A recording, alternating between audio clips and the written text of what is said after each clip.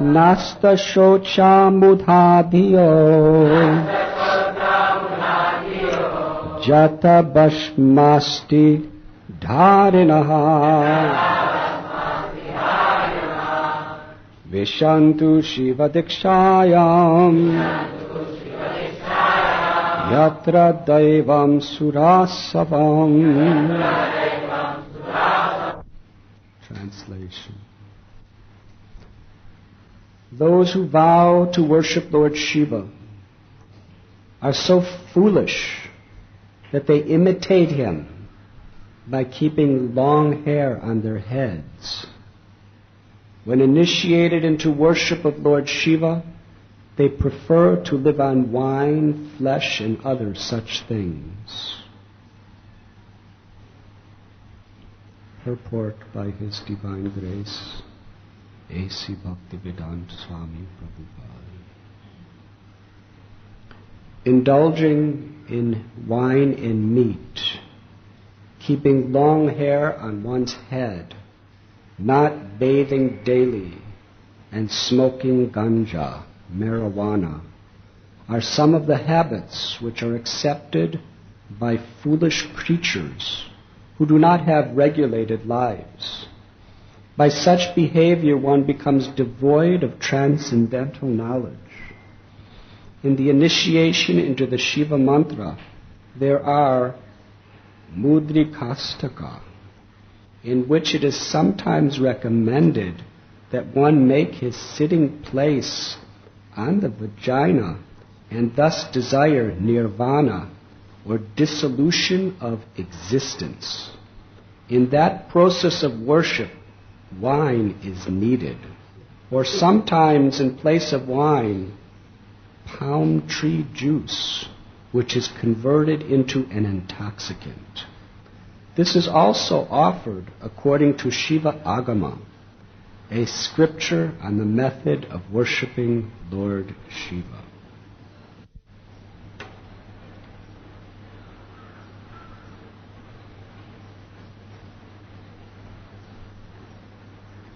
Hare Krishna.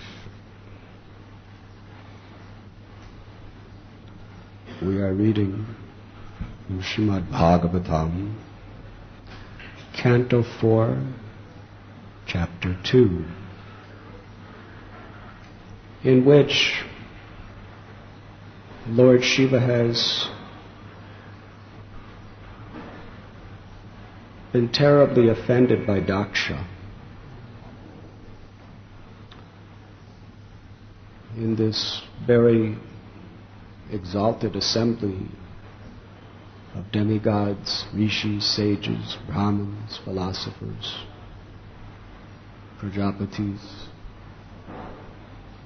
Daksha was specially presiding as a very celebrated person.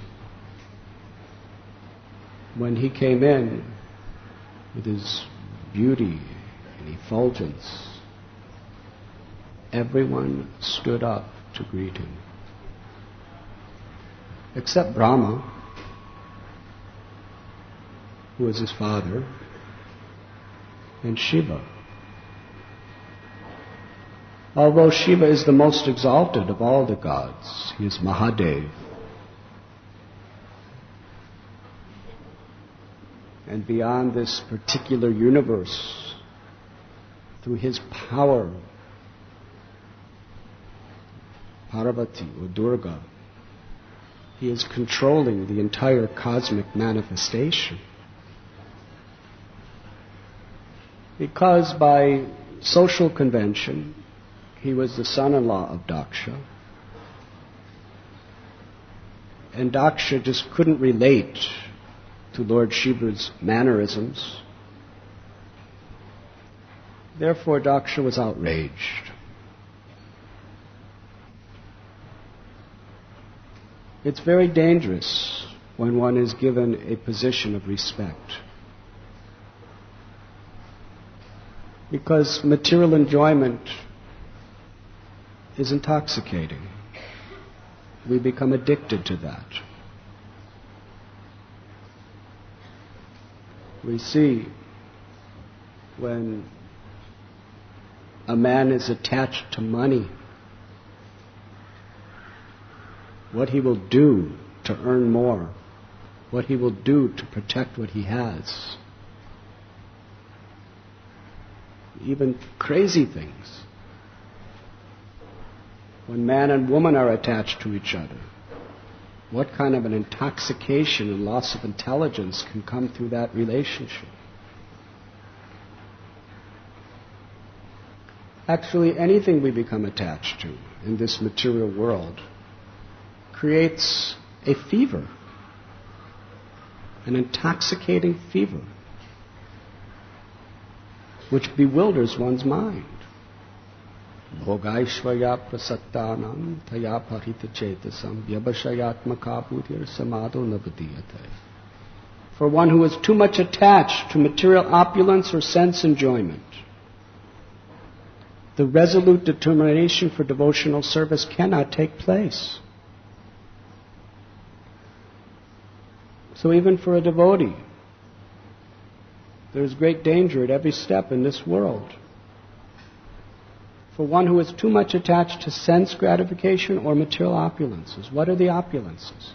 Beauty, knowledge. If you're very beautiful, this is potentially a great spiritual disqualification, because you start comparing yourself to others. And the problem with beauty in this material world is it doesn't last. How long will you be beautiful by the world's standards?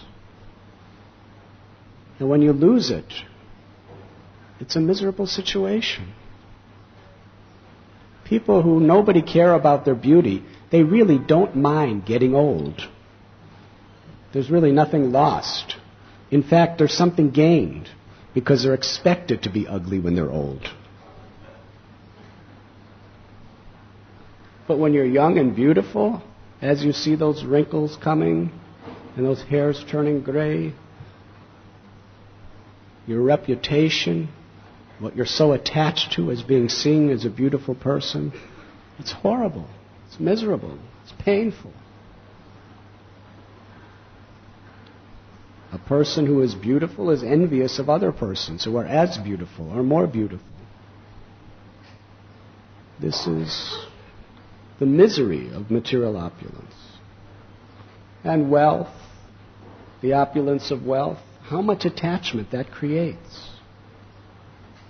Prabhupada tells the story of that magistrate who was working for British government, who was making so much money, but due to pressure of Mahatma Gandhi's non-participation movement, he had to give up that government job, and he got a job which was getting just an ordinary salary. And he died within a year because it was just too miserable to be without the wealth and opulence that he had.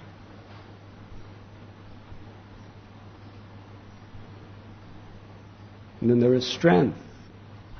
How people become so proud of their strength. How they become so attached to their strength. Today, the athletes in every country, people who just have strong bodies and can run fast and hit balls hard and beat up others expertly, they're considered to be like Mahajans. Really? In the days of the Vedic culture, 80,000 people were gathered at Naimisharanya to hear Sutta Goswami speak. But today, 80,000 people come to see the cricket players or the football players just beating each other. And actually, the best part of the game is when they actually get in fights because they're so angry with each other. That's the part the crowds like the best. Hare Krishna.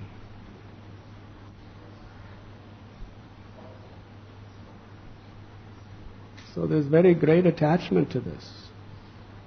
But then old age comes and your legs don't work and your arms don't work. All the wounds and scars from your days of being a great star. miserable situation.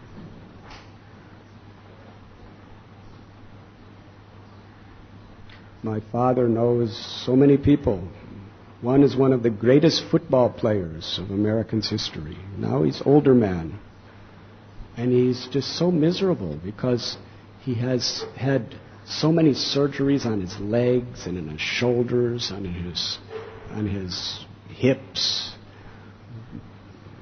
from trying to stay in the game all those years, that now his body is just a miserable wreck. He can hardly walk. He's just in pain 24 hours a day. That's the price of all of his great honor and glorification. And nobody even remembers him, except my father and a few others.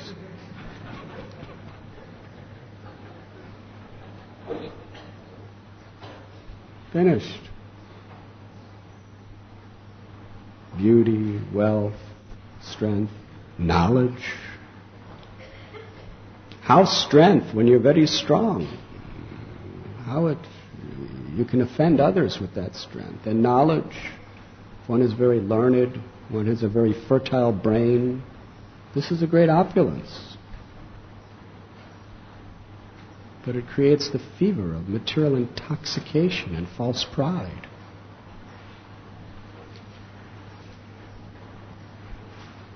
Renunciation, for those who are very, very renounced, almost inevitable that they fall victim to false pride. They start comparing themselves to others and thinking that they're in a higher, greater position. And fame. One becomes very much addicted to fame. For one who has been honored, dishonor is worse than death. It's safest just to be a simple, ordinary person. As soon as you start getting material opulences, unless you understand that they all belong to Krishna, then you become addicted to them. And that addiction is the source of so much frustration, pain, and inevitable aparads. Therefore, we see devotees in their prayers, they're always taking the most humble position. The most learned scholars. Srila Prabhupada, such a scholar. He's calling himself an insignificant beggar. Krishnadas Kaviraj Goswami composed Sri Chaitanya Charitamrita in perfect Bengali as well as Sanskrit poetry, revealing the highest, most esoteric truths of the spiritual world. And he's considering himself an ignorant, diseased fool who's lower than a worm in stool and more fallen than Jagai and Madhai. Actually, the greatest spiritual opulence is if you have material opulences, but you're actually humble.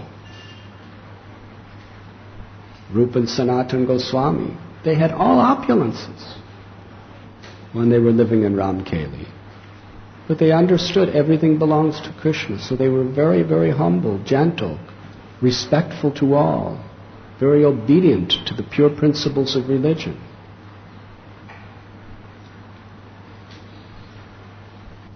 But Daksha, he was thinking his opulences to be his own. And because he was so attached to fame, if someone didn't honor him and glorify him properly, it was like a piercing arrow in his heart. It was intolerable for him.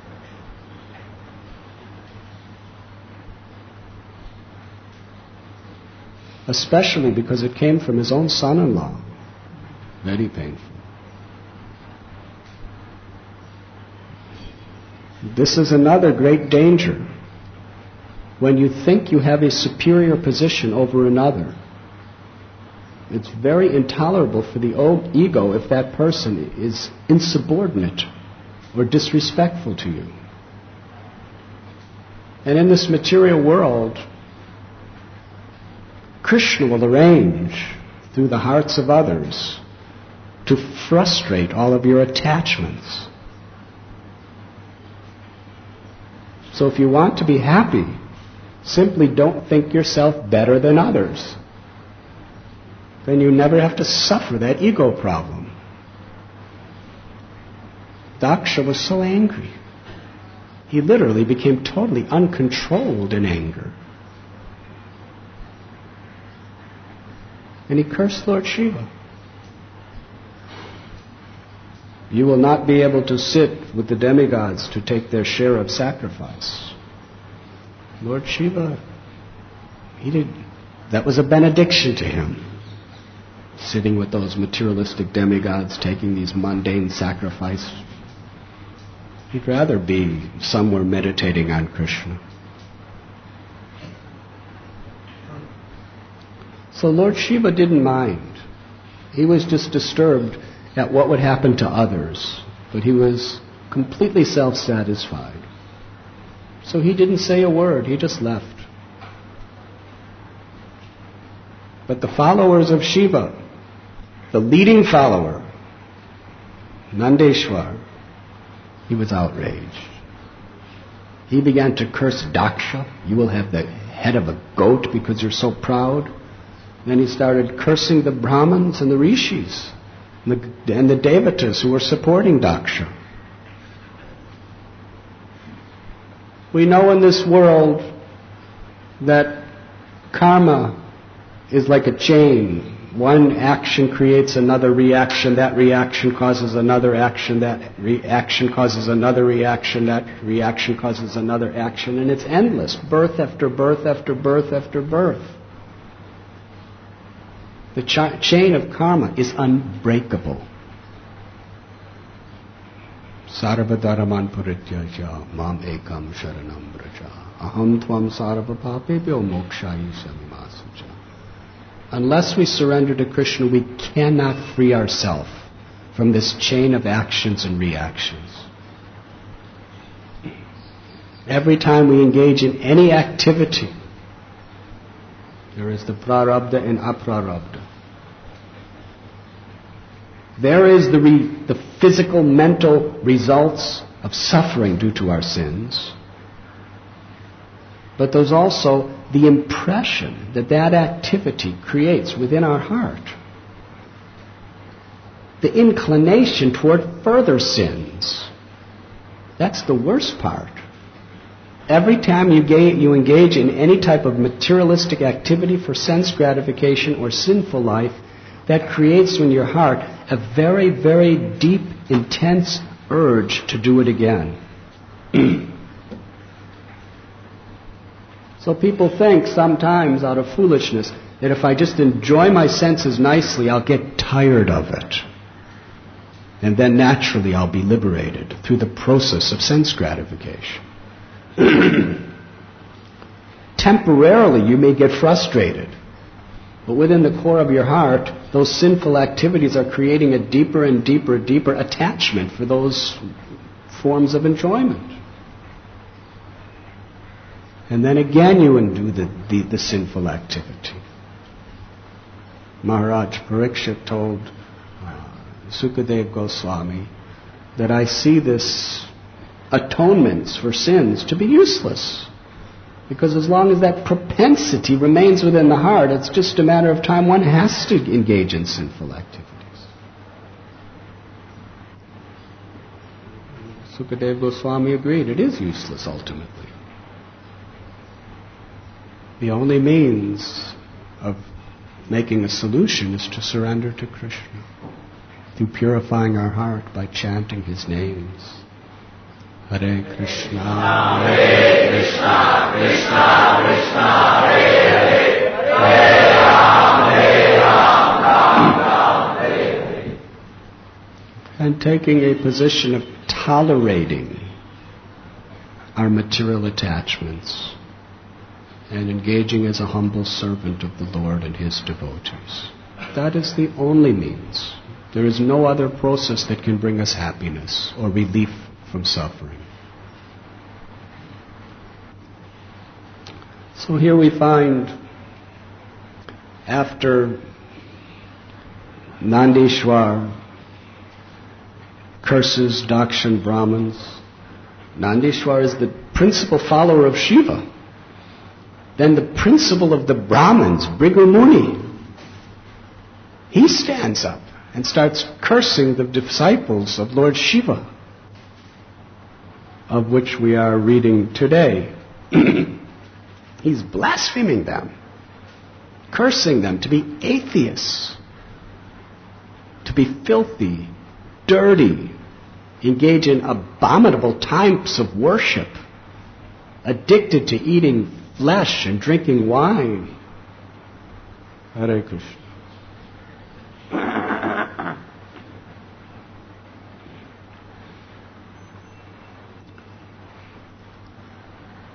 And the most amazing thing is this is an assembly of very respectable, exalted people who are all leaders of the universe. It's not just a gang of thugs and bandra. It's actually, this is taking place in the heavenly worlds. Very, very great persons. The most exalted people in the universe. And they're just screaming and cursing and yelling and angry. Hare Krishna. Yad yadacharati sresthas tadhar evetar. What do you expect the rest of the universe to be doing if this is the way the leaders are? Therefore, Bhakti Siddhanta Saraswati said, this material world is no place for a gentleman. Abrahma bhuvana loka punor avartanorjuna. From the highest planet to the lowest, they're all places of misery. But wherever the devotees are sincerely gathered together in a spirit of humble devotion to chant the holy names, that is not the material world. That is Vaikuntha. That is where we will actually find shelter. So Lord Shiva, he is being cursed along with his followers by the rishis. And Prabhupada describes how we see that exactly what Bhrigu Muni was cursing for is happening today. So much atheism, so much of this sinful type of tantricism in the name of worshipping Lord Shiva. But actually, for Lord Shiva, this is not a curse. Because this is his service to Krishna. He's happy to perform whatever service Krishna wants him to do. Lord Shiva is such a great personality. Generally, the philosophy of most devotees of Lord Shiva is that there is one supreme power, the cosmic power, or Brahman, who has no form, no personality, no attributes. In fact, in the liberated state, we all merge into that cosmic power, and we all become one, where there is no more thoughts, no more words, no more actions for all eternity. But within the material world, that supreme cosmic power enters in three forms: Brahma, Vishnu, and Shiva, the Holy Trinity. They are the three gods.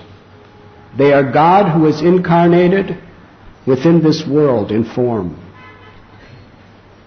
Brahma is in charge of creation, Vishnu maintenance, and Shiva destruction.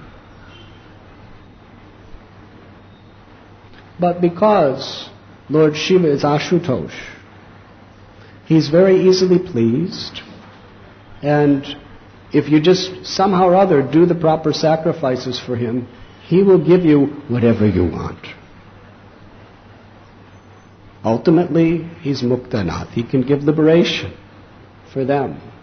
But most of them don't want liberation. They want material benefits. Whereas Lord Vishnu, he's very particular. He'll give you what he wants to give you. He won't give you what you want. So therefore, most of these impersonalists, who are considered by Brigham Muni to be atheists because they don't believe in the personal form of God, they worship Lord Shiva. And ultimately, their idea is we can get as many benefits to enjoy in this world, and then we can get mukti. But of course, we understand that beyond the Brahmajyoti is Krishna. The Brahmajyoti is simply the bodily effulgence of the Supreme Personality of Godhead. And unless one is situated in loving relationship with Him, one is in an unnatural, temporary condition where there is no love, there is no real satisfaction or ananda.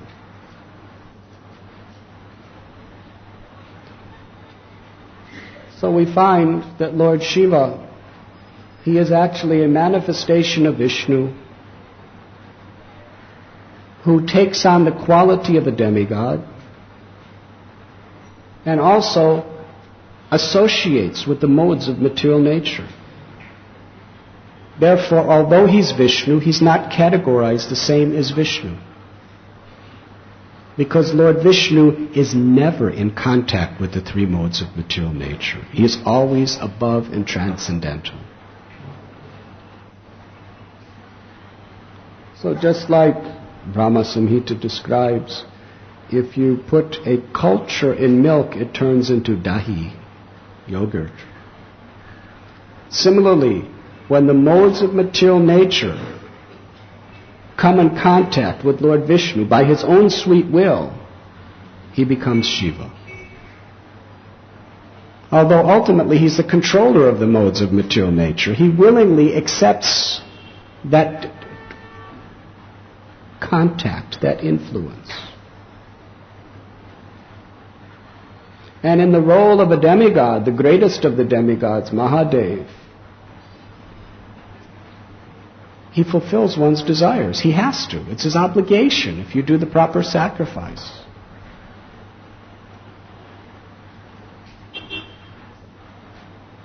And he's such a incredible personality that Srimad Bhagavatam declares that he is Vaishnavanam Yatha Shambhu. He's the greatest of all Vaishnavas. One of the great Vaishnav Sampradayas. He is the founder, Acharya of Rudra Sampradaya.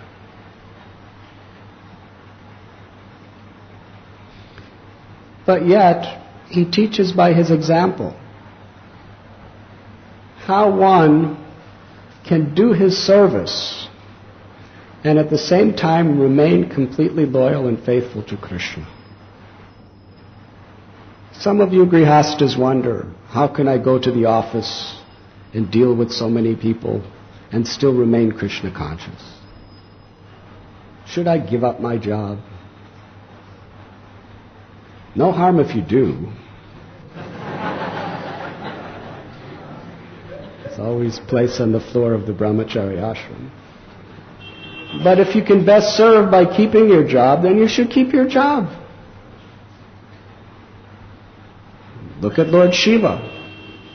There's a need in Krishna's service. There is a need for Lord Shiva to do his duty. To somehow or other connect atheistic people in the mode of ignorance to the path of Dharma and gradually elevate them back home, back to Godhead, indirectly. Of course, there are also people in the mode of goodness who worship Lord Shiva with pure devotion. They are great souls, but very rare. But most people are very, very materialistically minded. And they avoid Vishnu because they know they may get something they don't want.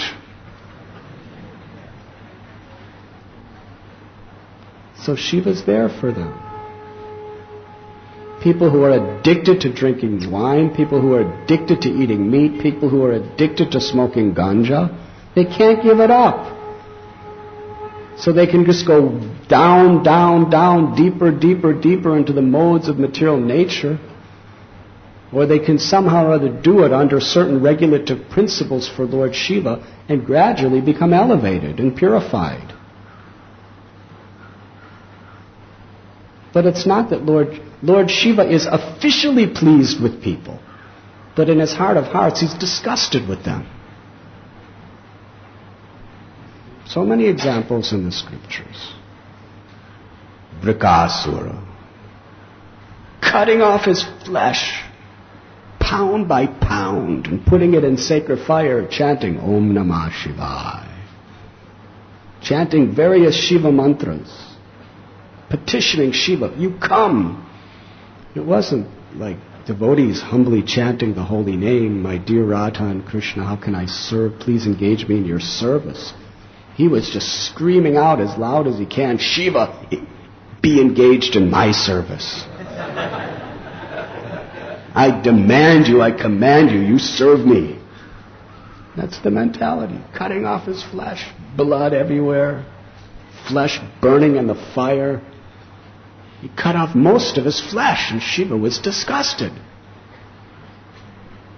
Finally, he was such a demanding rascal, demon, that he was about to cut off his head and offer the head in the fire to Lord Shiva.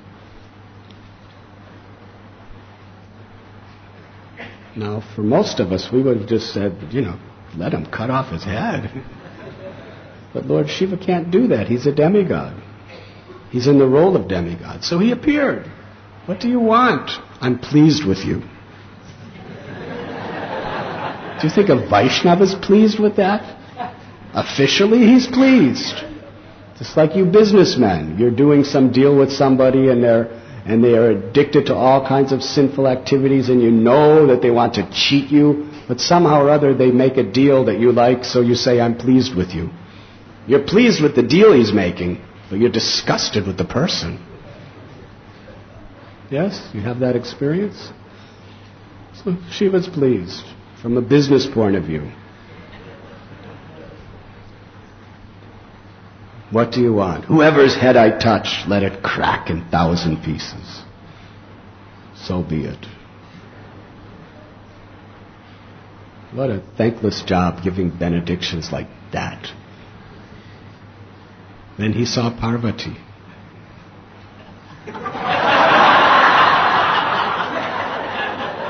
Because he was a demon, he had such complete lust in his heart. He became lusty for the consort of his master and Lord. What kind of gratitude is that? Shiva comes and gives him the benediction he wants, and then he wants to exploit Shiva's wife. And then he's thinking, if I try to exploit Shiva's wife, Shiva will stop me. So therefore, I should kill Shiva by touching his head. And he started chasing after Lord Shiva. And Lord Shiva gave him the benediction. And he didn't give an exemption for himself. So he had to run away. What an embarrassing situation. The guru is running for his life from his disciple. And the disciple wants to kill him. He's running and Shiva's running and running. But he's the greatest Vaishnava. So therefore Krishna came to protect him, knowing that Shiva's just doing his service to me. So Lord Krishna appeared as a little boy and said to Vrikasura, what are you doing? I'm going to have Parvati as my wife, but first I'm going to kill Shiva by touching his head. You think you're going to kill him by touch? Yes, of course. He gave me this benediction. Have you tried it yet? This will be my first experiment. Well, Shiva, I've been watching this Lord Shiva for a long time. And he gives benedictions that don't work. The whole universe, all the great persons are watching now. You're on stage. If you touch Shiva's head and nothing happens, people will laugh at you. That's very painful. Even Parvati will laugh at you. Everybody will laugh at you. It's just too much. He could not tolerate such shame for the Matajis to laugh at him. So what should I do? You should make sure this benediction works. What do I do? Just touch your own head and see what happens. He touched his head. It worked.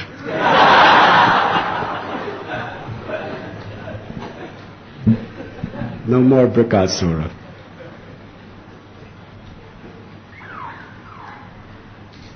Sometimes Lord Shiva, even in order to fulfill the desires of his devotees, he has to go against Krishna. But factually, this is the wonderful thing to meditate on. All these persons who performed such severe austerities by which Lord Shiva appeared to them, even if they were terrible asuras, demons,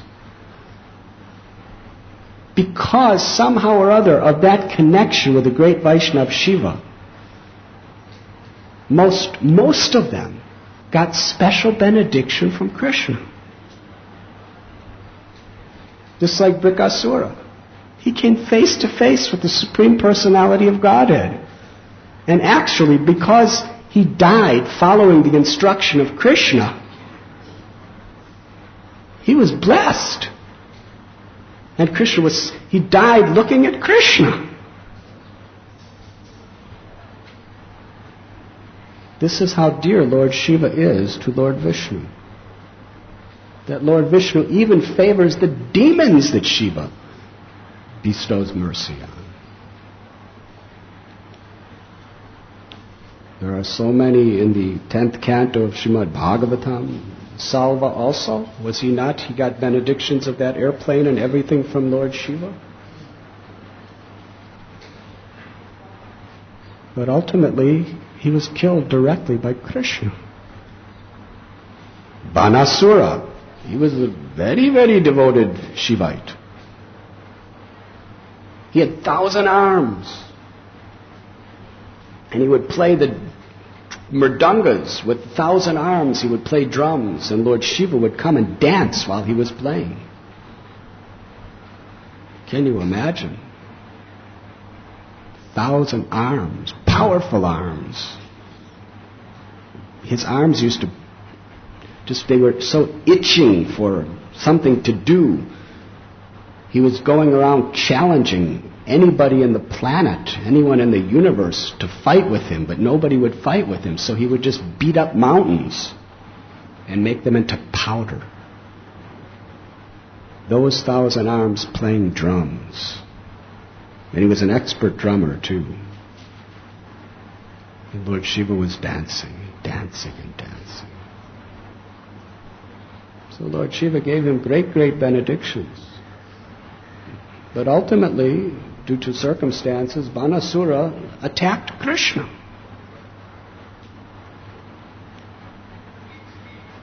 And ultimately, because he was Shiva's devotee,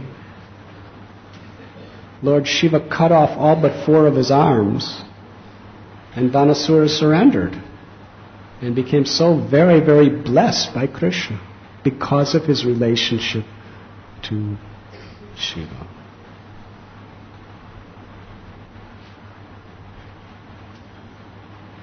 There's a story from the Skanda Purana, which is narrated by Srila Vrindavan Das Thakur in his Sri Chaitanya Bhagavat, which very nicely illustrates the unique, extraordinary, inconceivable relationship between Krishna and Lord Shiva. And it's very, very important for all of us to understand this relationship. Otherwise, we may become bewildered and make offenses. When Lord Chaitanya Mahaprabhu was traveling from Shantipur to Jagannath Puri after taking sannyas, he stopped in Bhubaneswar. There he went to the temple of Lingaraj.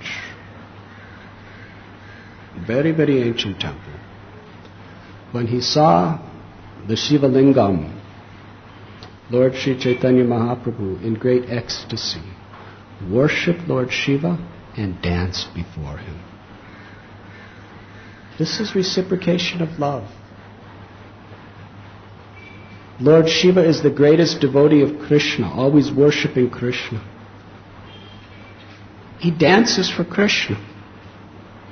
He is Nataraj. That dance of destruction, he's just dancing actually for the pleasure of Krishna. He's destroying the universe through his dance. And here, the Lord, appearing in the form of a devotee, the original Supreme Personality, Krishna, in the form of Lord Chaitanya, is dancing for his pleasure and worshipping him with love. This is the exchange on the platform of pure spiritual ras. Then Vrindavan Das Thakur explains the history of that place. Lord Shiva was living secretly in Varanasi, along with his wife Parvati. Varanasi is the place where the Asa and the Varuna river meet. There is a confluence there, therefore it is called Varanasi.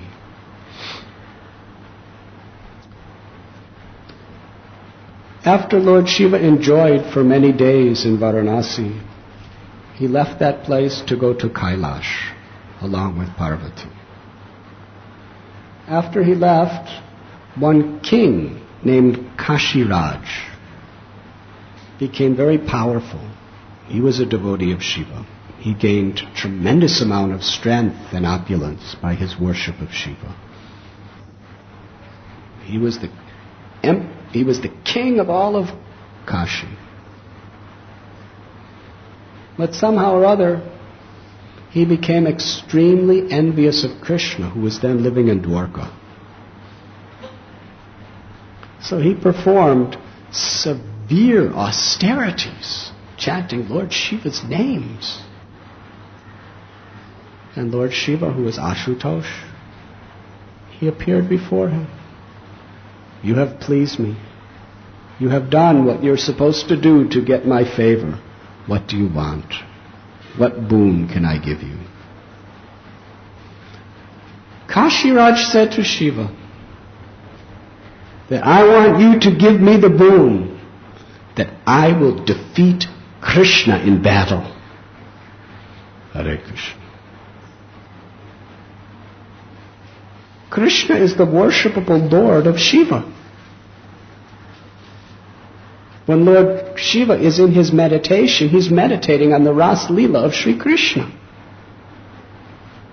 He's 100% surrendered to the will of Krishna. His only purpose in existence is to please Krishna. And here his own devotee, who he is obligated to fulfill whatever he asks, is demanding, give me the boon that I will defeat Krishna. So Lord Shiva is thinking, this man is a fool and a rascal. But I have to give him his benediction. At least I have to tell him that according to my power, I have to give him his benediction. Even though Lord Shiva knew it was impossible. Still, he had to do everything he could. So he said, you go and attack Krishna, and myself and all my armies will be right behind you to help. Who will defeat you with me there? In his heart of hearts, he knew exactly who would defeat him. So Kashiraj attacked. Krishna, he just took his Sudarshan chakra, cut off the head of Kashiraj. So much for Shiva's boon. And then Sudarshan chakra went and burnt the entire city of Varanasi to ashes. That's Shiva's favorite place. So he got mad. And he took his Pashupati weapon, Pashupati Astra, and threw it at Krishna. And Sudarshan chakra came and Hare Krishna. When Sudarshan chakra started going toward that Pashupati Astra, the Pashupati Astra ran in fear away. Then Sudarshan attacked Lord Shiva. When Lord Shiva saw the Sudarshan chakra coming, he ran for his life. When he couldn't run fast enough, he was started to fly away. He was going here, there, and everywhere, but everywhere he went, the Sudarshan chakra was following close behind. One of Lord Shiva's expansions is Durvas Muni. He also experienced the same relationship with Krishna.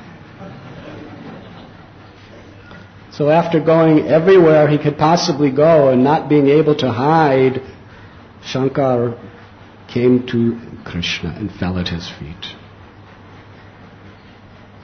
Tears in his eyes, folded palms. He said, "Glory, glory to you, Lord Krishna. You are the supreme controller of everything that exists.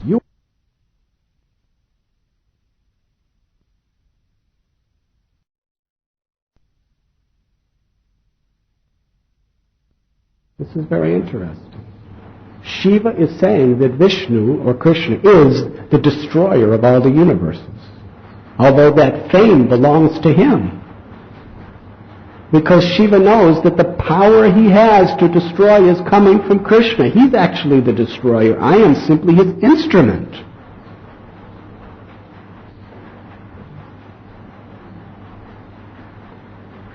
You are very kind to those who are offensive and who beg forgiveness from you. Today I beg forgiveness from you. I'm a great fool. I lost my intelligence. Please forgive me and spare me. And then he said to Krishna that if you forgive me, Varanasi is burnt to ashes. Please tell me what I should do and where I should go. So Lord Krishna, he told Sudarshan to stop. Then he spoke to Lord Shiva. He said, Shiva, you know my glories. You know my power and strength. Why did you take sides with a fool, that lowly, wretched worm named Kashiraj? Why did you attack me and become my enemy? I want to know. The Brahmastra, the Pashupati Astra, none of them can stand before my Sudarshan chakra. You know that. I think that in the entire material world, no one hates me more than you, Shiva. Hare Krishna. This is love. There's soft love and hard love. But love means to help a person. He wanted to really, really penetrate the heart of Shiva. So he used these words. Shiva loves Krishna. His life and soul is only to please Krishna. And here's Krishna's telling him, no one in the entire material world hates me more than you. Lord Shiva began to weep incessantly. His limbs were trembling.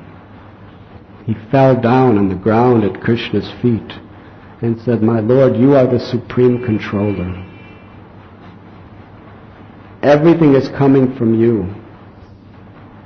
And somehow or other, what you gave me is an immense false ego.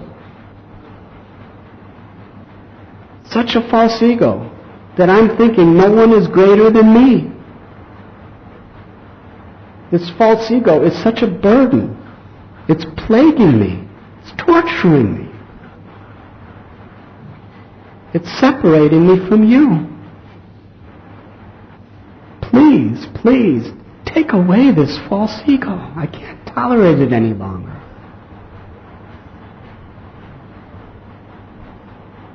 He prayed to Lord Krishna that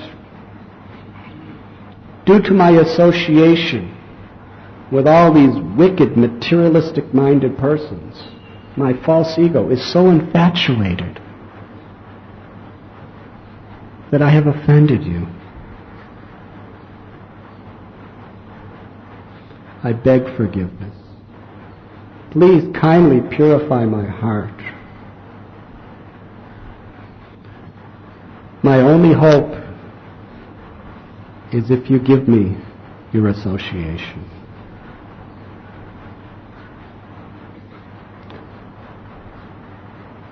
So Lord Krishna, he told Lord Shiva that because you want to be with me, I will give you a beautiful place to reside. It is called Ekamravan.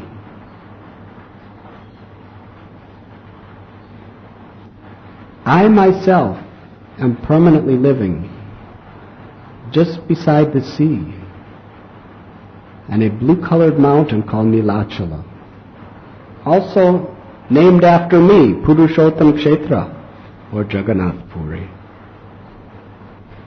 There in Jagannath Puri, I am constantly eating offerings of love from my devotees. I'm presiding over that place as the Lord and Master. That is my very, very dear abode.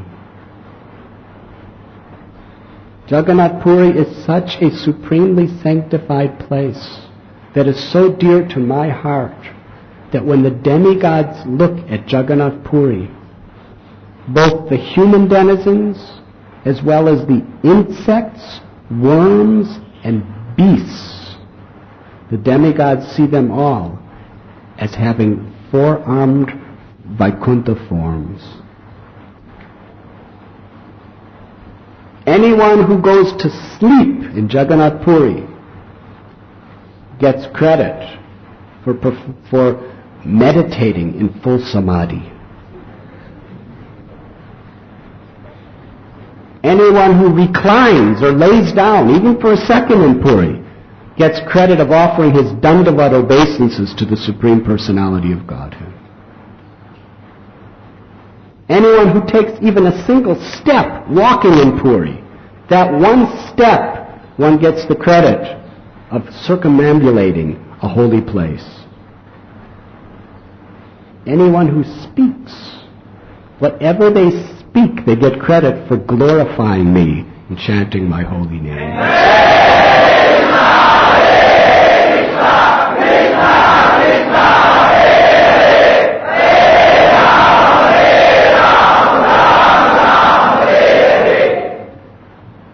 Anyone who eats fish, they get the credit of eating Havishya. But don't eat fish. This is the glory of Jagannath Puri Dham. And then he said, just north of Nilachala is the Ekamravan forest.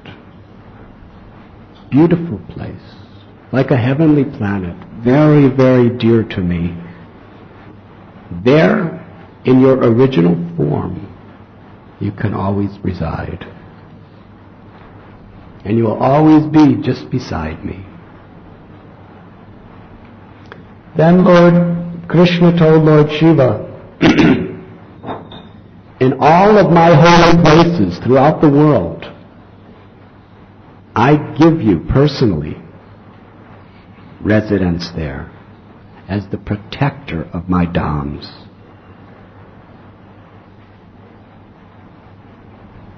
And we see that in all the holy dhams of Krishna, Vishnu or Ram, the protector of the dham is Shiva, and he always has prominence there. Let us take Mayapur, Navadvip Dham. There is Kshetrapala Mahadev, the deity of Lord Shiva, who is the protector of the whole 9 islands of Navadvip. He's eternally residing there in the company of Lord Chaitanya, serving Lord Chaitanya. And in Vrindavan, in each of the 4 corners of Braj Bhumi, Lord Shiva is in a very ancient deity installed by Vajranath, protecting the holy dham. At Kamyavan there's Kameshwar Mahadev. That deity of Kameshwar Mahadev was worshipped by Brishabhanu and Kirtida because they wanted the goddess of fortune to be their daughter. They worshipped Lord Shiva for a beautiful daughter. And it is considered by them that by the mercy of Lord Shiva, they received Srimati Radhika Rani as their daughter.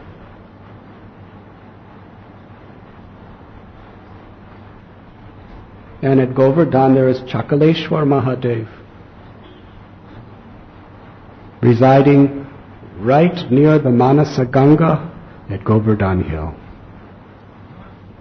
Eternally witnessing the most intimate loving pastimes of Radha and Krishna, the sweet pastimes of Krishna Balaram and the cowherd boys at Govardhan Hill, protecting the holy land of the Govardhan area. In fact, at Chakaleshwar Mahadev, Sanatan Goswami lived right next door to Lord Shiva. Such an intimate, loving relationship they had. And you know the story, how there were many mosquitoes. So Sanatan Goswami was trying to write Srimad Bhagavatam and other great literatures. But how can you do with all these mosquitoes coming? So he decided that he would go to someplace else. When Lord Shiva, his neighbor, understood that Sanatan Goswami is willing to go somewhere else, he personally appeared in the guise of a Brahmin and said, Sanatanji, Goswamiji, where are you going? I have to go. Too many mosquitoes harassing me. He said, you just spend one more night, please.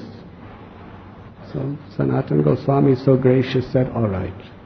Then Lord Shiva went and petitioned the demigod in charge of insects, specifically mosquitoes, and told him, you keep your mosquitoes away from my Sanatan Goswamiji. Yes, yes, yes. So that night, not a single mosquito. So Sanatan Goswami stayed. So this is the Lord. This is the internal Lord Shiva. How he loves Vaishnavas. How his life and soul is the association of great devotees. And when sitting with Sanatan Goswami, what was he doing all day? Simply hearing Hari Katha and hearing the chanting of the holy names of Krishna.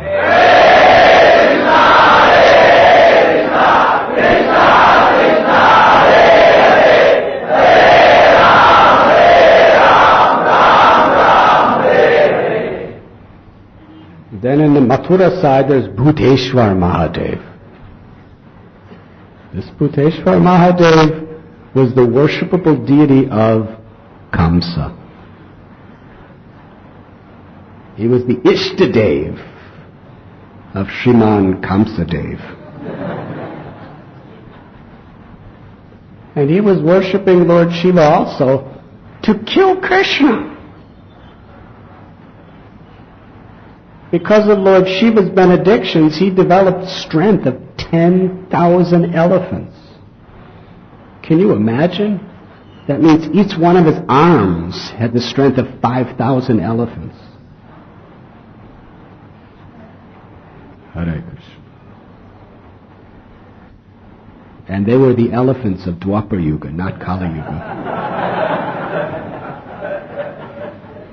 Kali Yuga, the elephants are considered very lean and weak compared to Dwapar Yuga.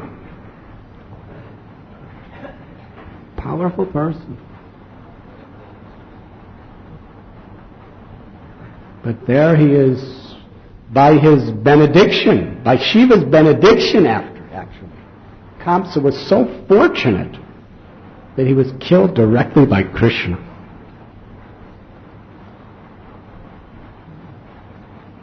Hare Krishna. He gave Kamsa what he wanted, what he needed, not what he wanted. He tried his best. Shiva had to give him all the powers, but ultimately he had to lose. So we see again how those who sacrifice so much for Shiva, even if they were demons, because Shiva is so dear to Krishna, that Krishna liberates them by personally standing before them and killing them, or cutting off their arms, or doing something.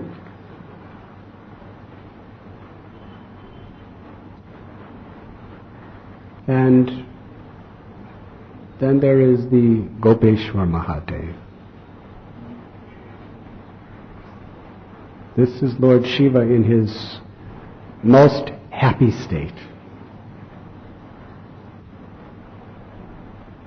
Lord Shiva knows that the pastimes of Radha and Krishna are the supreme, most super excellent revelations of spiritual bliss. Therefore, it was his great desire to participate and to serve in the Ras Leela, where Krishna is Gopi Jana Vallabha. He is the beloved of all the gopis. And he's perfectly fulfilling all the desires of the gopis to love him by dancing with them in this pure transcendental reciprocation of prema. So Lord Shiva, he was not allowed to enter into Ras Leela, because in Ras Leela, Krishna is the only male form. So he was told by Lalita Saki, the foremost assistant of Srimati Radharani, that if he goes to Mansrovar, which is a lake just across the Jamuna, little ways from the Bamsivat, if he performs tapasya there with this desire in mind, and then bathes in Manasaganga, Mansrovar, then his desires will be fulfilled. Thus Lord Shiva went to Mansrovar and he took his bath with the inner, deep, intense, single-minded prayer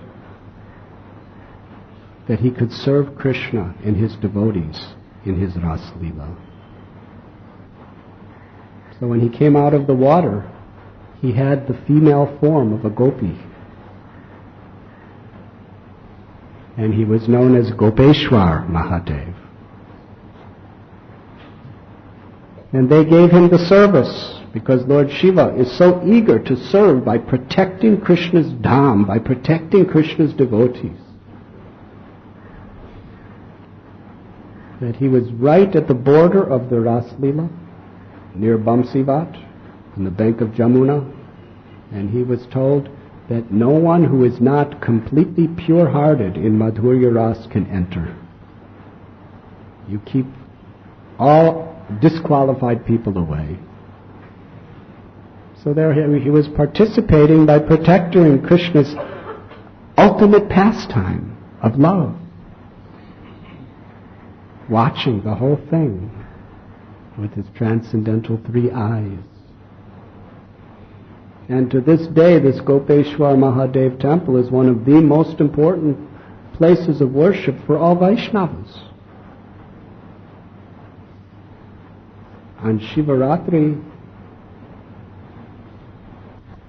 the leading Goswamis of all the principal temples of Vrindavan all go on procession with offerings and gifts to present to Gopeshwar Mahadev and worship him there. It is tradition.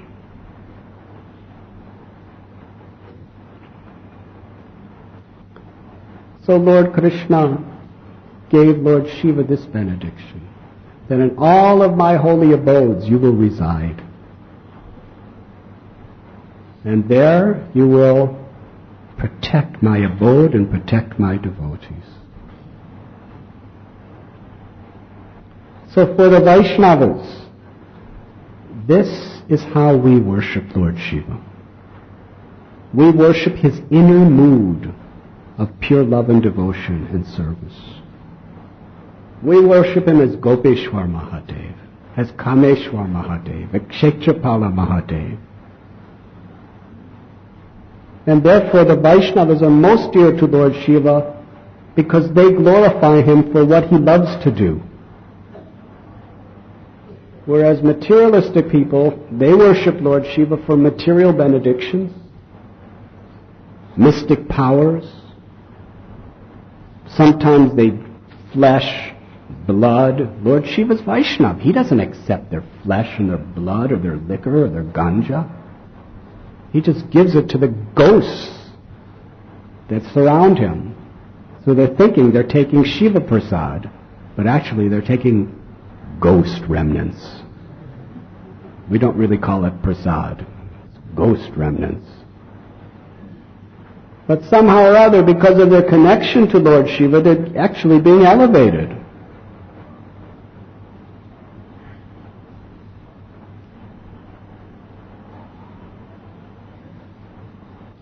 So Daksha was seeing Shiva according to his own personal ego. And similarly, most of the materialistic worshippers of Lord Shiva perceive him and approach him according to their own personal ego. But the Vaishnavas, we worship Shiva also. But we worship him according to his real ego, according to his desire, not according to our desire. We glorify him according to what he loves to do, not what we want him to do. He loves to meditate on Krishna. He loves to serve Krishna. He loves to protect Krishna's devotees. With his 5 mouths, he loves to chant the holy names.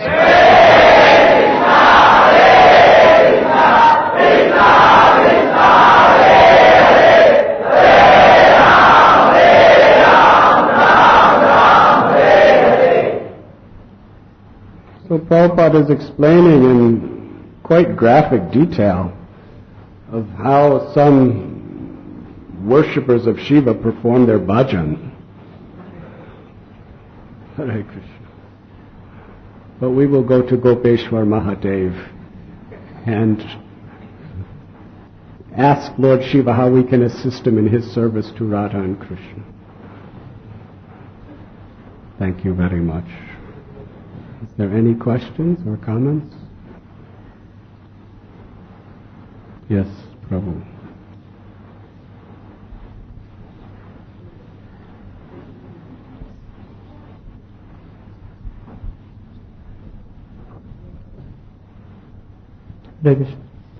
Maharaj, as we heard in the lecture, you were telling the problem of conquering ego.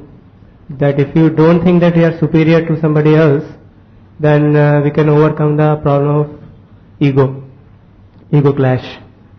So actually if person is in the superior position, in the apparent management, and if he has to take some decisions, and if he is not firm with the decision, in the decision, like while taking decision, and some people are arguing with him, and they are saying my decision, like different devotees have different opinions about the same problem also. So at this situation, how a person can think that I am not superior, and at the same time he has to take a decision, because if he doesn't take the decision according to his way, then he will be held responsible, because he is at the position. So, like at the same time he has to think that I am not superior, but actually he has to take a decision by keeping him in a superior position, otherwise he will be held responsible.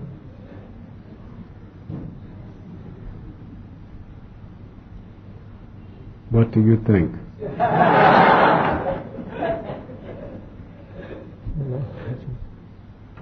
I heard from devotees that he has to just, in the mood of servant, he has to serve them, or otherwise he can approach a authority of that person and try to find out some solution like that.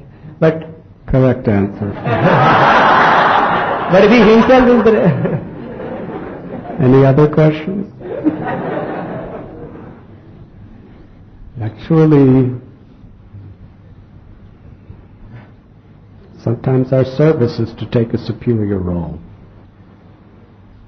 But if we think we're in a superior role, that is an illusion. We may have to take that role as an act of serving that person and serving the mission, but we should not think that we're in a superior role. We are simply representing the superior authorities, but we should never think that we are a superior authority. Even Srila Prabhupada, he was Jagat Guru, but in his heart he was thinking, I'm just representing my Guru who's Jagat Guru. He never considered he was in a superior position. He was just serving. And he would serve any way he could best serve. If he could best serve by just washing the plates of the hippies of New York City to bring them to Krishna, he would do that. He would wash their plates for them. He would cook for them. He would serve them with his own hands. And when they became more serious and they needed spiritual training, then he would chastise them. He would tell them exactly what to do, what not to do. He would give them services to do. But actually he was just serving. It was all the same to him. He was just representing the previous acharyas. So you should not think that you have authority, because only Krishna has authority. And that authority is coming down through parampara. But the great acharyas in parampara never consider it's theirs. They have realization it's Krishna's. So they're just serving. They're simply serving. And therefore if somebody insults you or somebody questions your authority, you're not attached, because you know it's not yours anyway. If you're attached, if somebody questions you, it's painful, it's miserable such condition. Correct?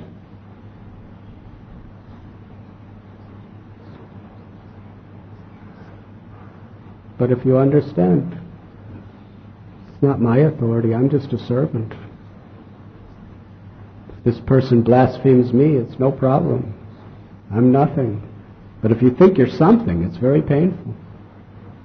So just be an instrument. Just be a servant. Just be a representative. Don't consider anything to be yours. When we think something is ours, that is the cause of all problem. When we offer obeisances, we say Namaha, right? Nama Om. Nama means to offer obeisances. Namaha. The acharyas explain that Ma means mine, and Na means not. Namaha really means nothing is mine. When you're in that consciousness, you're actually offering obeisances. As long as you think something's yours, you're proud.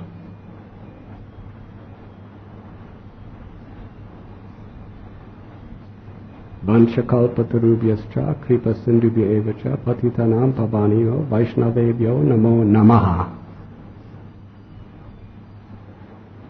That last word, namaha, you're offering obeisances to the Vaishnavas? What does that mean? Nothing is mine, namaha. Therefore, I'm humbling myself and surrendering to you. That should be the spirit. Does that answer your question? So you may be in a position of an authority, and you may have to correct somebody, you may have to instruct somebody, you may have to chastise somebody. But you're not doing it for your sense gratification. You're not doing it to exert your power or your position over someone else. You're doing it to serve that person as a representative of your authorities.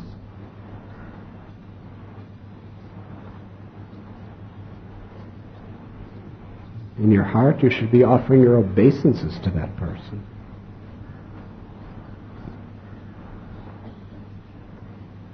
Then what you do will have substance that will be satisfying to Krishna.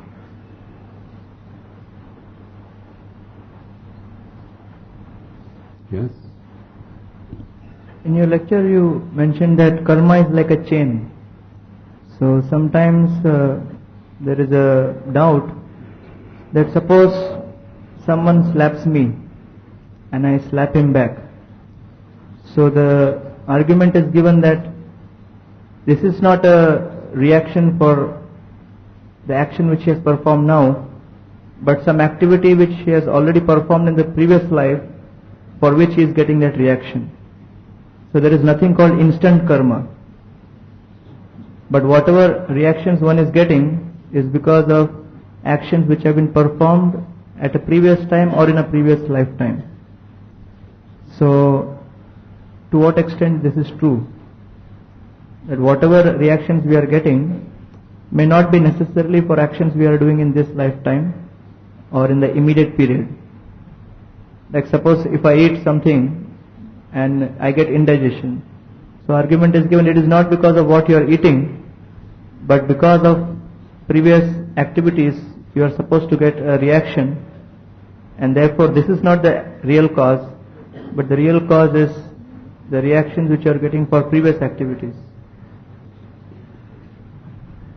So could you just elaborate on this? Is there anything called instant karma? You should surrender to Krishna. There are so many types of karma. Karma is a very deep, complex subject matter. And with our minute intelligence, we can get some basic ideas of how it works.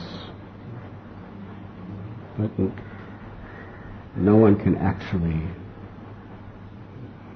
have a deep comprehension of it. We can understand the general principles by which it works. But yes, there can be instant karma, and there can be long-term karma. But the question is, how does the instant karma relate to the long-term karma? It's not that there's no instant karma. It appears. Just like if I put my hand in fire, I'm burnt instantly. If I put my hand in fire, it's not that I have to wait till next life till I feel it. It burns immediately. So that's instant. You did the wrong thing and you're getting an immediate reaction. Right? So that's instant. It's definitely instant. But what in your heart induced you to put your hand in fire? That may be something from previous births. So the interrelationship between all of these various aspects of karma is very, very difficult to figure out specifically. But we understand the principle. The impressions we have, the inclinations we have, are coming from past karmas. They're actually reactions for past karmas. And then we do things. And what we do, we may get an instant reaction, we may get a reaction sometime later.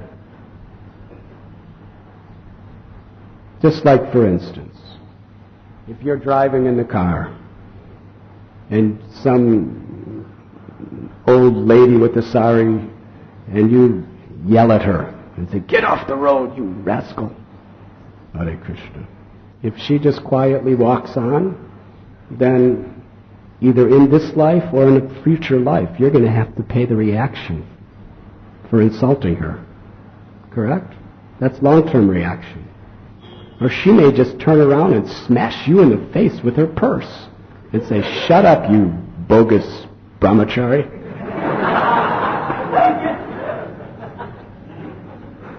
So that's instant reaction.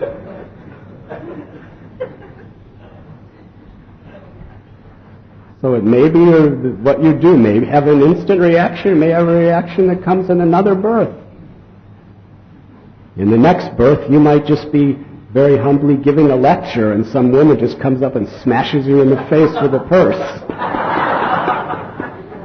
You're thinking, what did I do? What did I do? I'm just telling you about Bhagavad Gita. But if you check the records, last birth you yelled at a lady. But what was it, due to your previous karmas, that caused you to become so angry in that situation to yell at this lady and scream at her and insult her? So that is where the action of chain reaction of impressions within is. And how instant karma and how long-term karma and how past karma are all interrelated, that is a divine subject matter.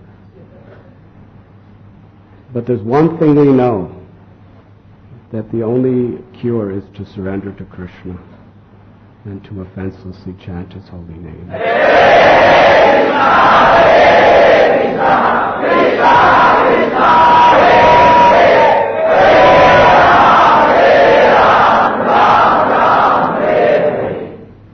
Does that answer your question?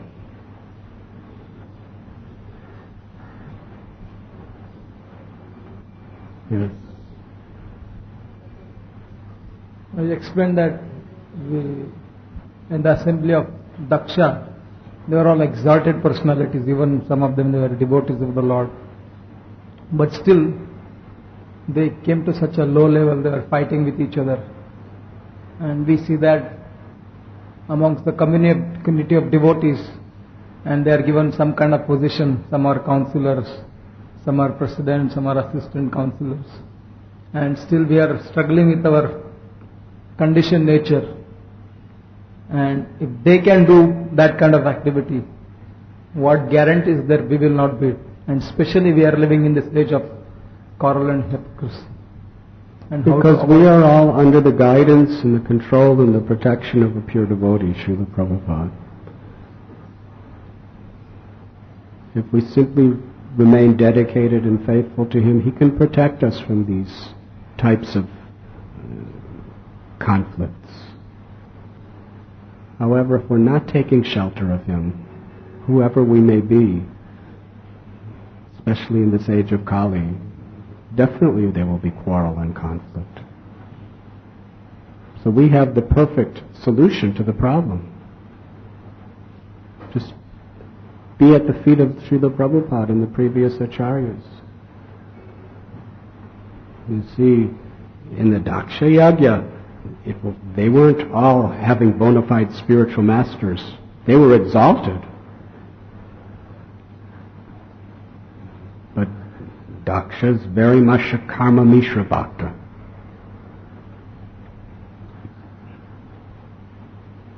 And others also. So if we take shelter of the instructions, the guidance and the mercy of pure devotees, then we can transcend these tendencies. Otherwise, material nature will force us through the three modes to act in abominable ways in due course of time. So there's absolutely no reason why Vaishnavas cannot be very forgiving, tolerant, loving, and gentle toward each other. No reason. We have to actually take shelter of the spirit of service. If you think you're a president, if you think you're a counselor, if you think you're a big, big person, then you'll offend others. You'll have pride. You'll be frustrated. But if you just think you're a servant of the servant of the servant, then there'll never be a problem. Prabhupada ordered us to create Vaikuntha atmosphere in our temples.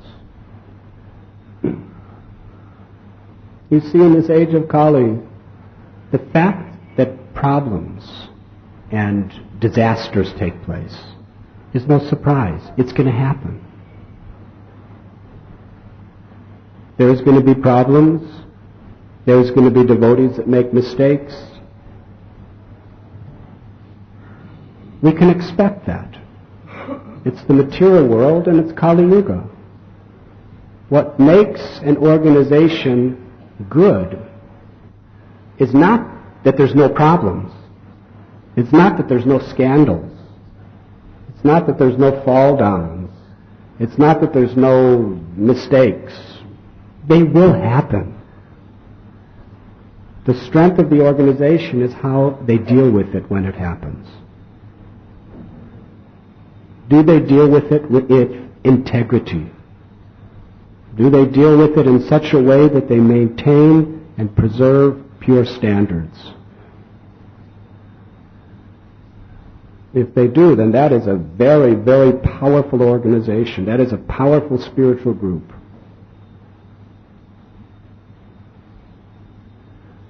We should not be foolish and think when there's mistakes, that's a weakness in the organization. If there will be mistakes. People are human and Maya is strong. There can be fighting, there can be this, but how do we deal with it? Are we gentle? Are we kind? Are we compassionate? Are we forgiving? Are we maintaining the proper standards? Are we maintaining purity? Are we maintaining the sanctity of what we represent and how we deal with things that are wrong? If we do that, then we are strong, we are powerful, we are blessed by Krishna.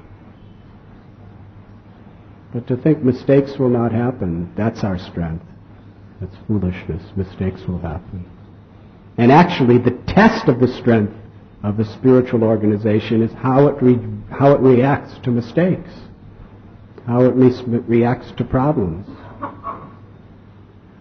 We're personally, individually tested when there is a crisis or a problem in our life.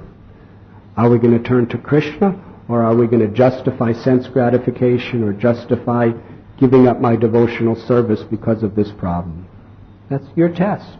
And similarly, we're collectively tested as a movement, as a temple, as a congregation.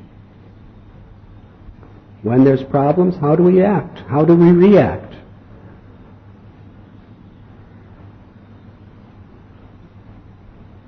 Do we cover things up and allow there to be scandals or do we deal with it in a very precise, clean, moral, compassionate way? If that's what's done,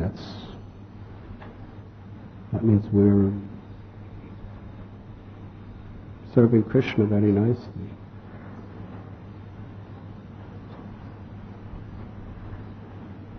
Does that answer your question? What was your question? Same. Okay.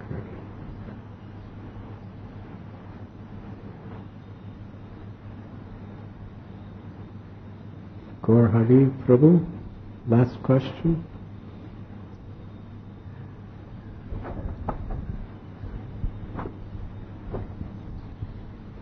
Maharaj, there is so much white propaganda going on in form of TV media through so many television serials.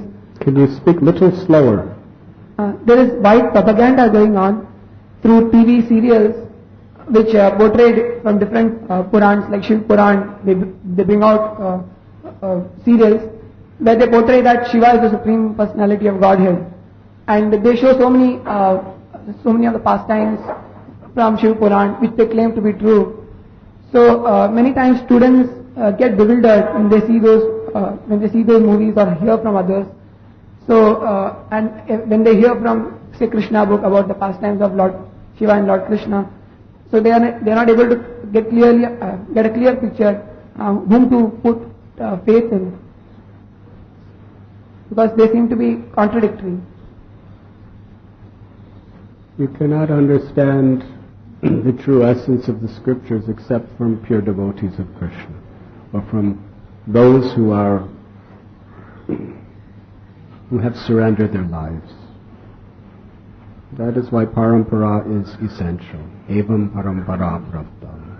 You want to know the truth, you must approach through parampara. Because the parampara understands the spirit of the scriptures. If you take one part, you'll only understand it in context of that. But Veda Vyas, the author of the Vedas, he is explaining what the whole spirit and purpose of all the parts of the Vedas are. Krishna says, Vedaishta sarveraham eva vedyo vedanta krid veda vedeva chaham. I'm the compiler of the Vedas. I'm the knower of Vedanta. By all the Vedas I am to be known. Every single word of every single Vedic literature is exclusively meant for one purpose: to bring a person, either gradually or quickly, directly or indirectly, to the point of loving Krishna. Srimad Bhagavatam is the Paramhamsa Samhita. Veda Vyas wrote all these Puranas that are on Sony TV. What is his opinion? You see, in order to give people faith, you don't tell those people that this person is the servant of the servant of the servant of somebody else. For people addicted to material enjoyment, for people addicted to material conceptions of life, you have to develop complete faith in a particular deity so that they'll actually follow them. So there are Puranas that describe that Shiva is supreme. There are Puranas that describe that Kali or Durga is supreme over Shiva. There are Puranas that describe Ganesha as supreme.